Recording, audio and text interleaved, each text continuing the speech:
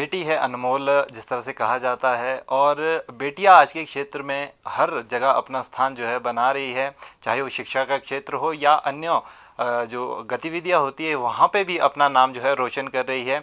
आज हमारे साथ जो मिस शिमला बनी है अक्षित धर्मा, वो मौजूद है, हम उनसे जानना चाहेंगे। साथ में ही उनके माता पिता भी है। खुशी का पल है बिल्कुल कह सकते हैं, क्योंकि एक बहुत बड़ी अचीवमेंट आप कह सकते हैं कि मिस शिमला बनना भी एक बहुत बड़ी अचीवमेंट माना गया है। तो सबसे पहले तो आपको congratulation ma'am. Thank you so much.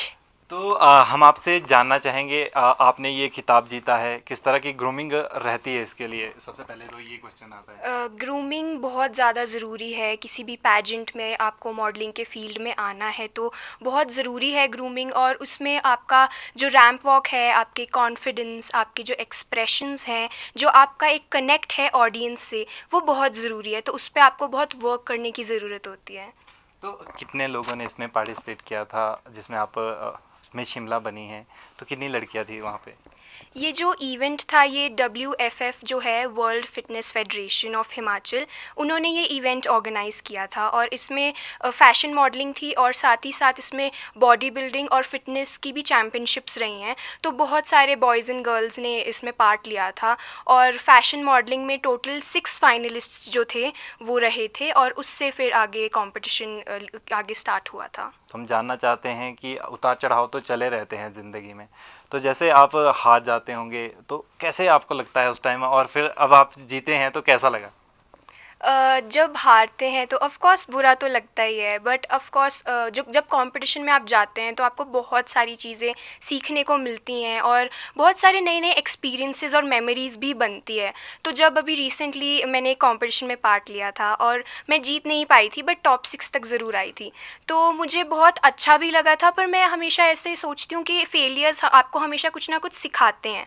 तो उससे मुझे बहुत सारी चीज़ें पता चली कि मुझे क्या क्या चीज़ों पे वर्क करना है, और आज फिर एज़ यू कैन सी आप अपने फेलियर से ही सक्सेस पा सकते हैं। तो आज मैंने सक्सेस पा ली है। घर वालों का कितना सपोर्ट रहता है, मम्मी पापा का? घर वालों का तो बहुत बड़ा योगदान है, क्योंकि अगर ये मानेंगे नहीं तो ऑफ़ कोर्स बच्चे कुछ नहीं कर सकते। तो पेरेंट्स और मेरी फैमिली, मेरे फ्रेंड्स बहुत हेल्पफुल हैं, और अगर आज मैं कुछ पा रही हूँ तो इनकी वजह से ही है, इनका बहुत बड़ा योगदान है। हम जानना चाहते हैं, आपकी बेटी ने जो है मिस शिमला का खिताब जीता है, कितनी बड़ी उपलब्धि मानते हैं आप, किस तरह से देखते हैं? ये आजकल के टाइम में ये है कि बेटा और बेटी सब बराबर के होते हैं। हमें तो ये बेटियां भी हैं, बेटे भी हैं, सब अच्छे हैं। हमें तो ये खुशी है कि चलो हमारी बेटी ने इतना कुछ किया है, इसको इसमें बहुत शौक़ है, मतलब ये करना है। इसके साथ ही स्टडी में भी अच्छी है। हम तो हर पेरेंट्स को यही बोलते हैं कि जो भी युवा अपने लिए कुछ करना चाहते हैं उनको करने देना चाहिए, क्योंकि बच्चों की भी कुछ अपनी फीलिंग्स होती है, कुछ करना होता है इन्होंने। अब हम ये नहीं कह सकते कि थोपते हैं कि भी आप स्टडी करो, स्टडी करो। स्टडी के साथ साथ और कुछ भी बहुत कुछ बच्चों को करना होता है।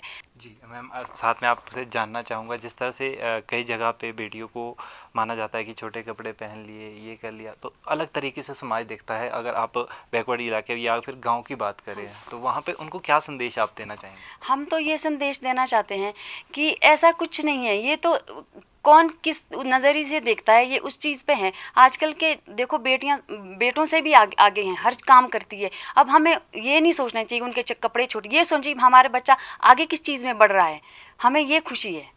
तो हमारे साथ अक्षय धर्मा के पापा भी मौजूद हैं, हम उनसे भी बात करेंगे। सर, सबसे पहले तो हम परिचय आपका जानना चाहेंगे। मेरा नाम नवनीत कुमार है। मैं BSNL से रिटायर हुआ हूँ। ये तो देखिए वहाँ मतलब 6 पे आई थी ये, तो थोड़ा हमें लगा था कि ये पीछे रह गई है, लेकिन हमने ऐसे मोटिवेट किया कि कोई बात नहीं, हार जीत चलती रहती है, आप आगे आपने मेहनत कीजिए। तो आज ये फिर इस मुकाम पे पहुंची कि मिस शिमला बन के आई है, ये बड़ी खुशी की बात है। नहीं, मेरा तो ख्याल है कि बच्चा जिस फील्ड में जाना चाहता है उसे रोकना नहीं चाहिए। अगर वो कुछ करना चाहता है तो उसे बढ़ावा देना चाहिए। वो चाहे गाँव की बात हो चाहे शहर की बात हो, पढ़ाना चाहिए और आगे बढ़ने की प्रेरणा देनी चाहिए।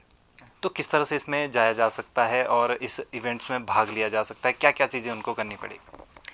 इसके लिए पहले आपको अपने अपने इंडिविजुअल लेवल पे तैयारी रखनी होगी। आपको अपना पता होना चाहिए कि आपको अपने बारे में सब पता होना चाहिए, आपके इंटरेस्ट्स क्या हैं और क्या-क्या राउंड्स होते हैं इन सारे कॉम्पिटिशन्स में। और साइड बाय साइड आपको फ़ेसबुक, इंटरनेट, इंस्टाग्राम पे डिफ़रेंट डिफ़रेंट पोस्ट्स पे पता चलता रहता है कि कहाँ पे क्या ऑडिशंस हो रहे हैं, क्या कॉम्पिटिशन्स है। तो आपको उस सब की भी नॉलेज रखनी होगी और साइड बाय साइड अपने पे बहुत ज़्यादा काम करना होगा। आइडियल की बात हो तो मम्मा के बगैर तो आइडियल पूरे होते ही नहीं हैं। मदर्स तो सबकी ही आइडियल रहती हैं और मेरी लाइफ में मेरी मम्मा का बहुत बड़ा रोल है।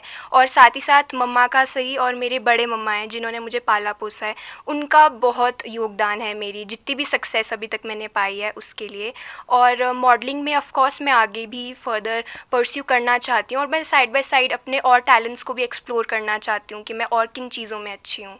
तो ये हमारे साथ थी मिस शिमला आक्षी धर्मा, जिन्होंने साफ तौर पे कहा है कि बेटियों को जो है आगे बढ़ावा देना चाहिए। साथ में इनके माता पिता भी थे, उन्होंने भी साफ किया है कि बेटियों को जिस फील्ड में जाना है उस फील्ड में जाने दिया जाए। हिमाचल दर्पण लाइव टीवी के लिए मैं ब्यूरो चीफ विकास शर्मा अपनी सहयोगी मुस्कान चौहान के साथ राजधानी शिमला से।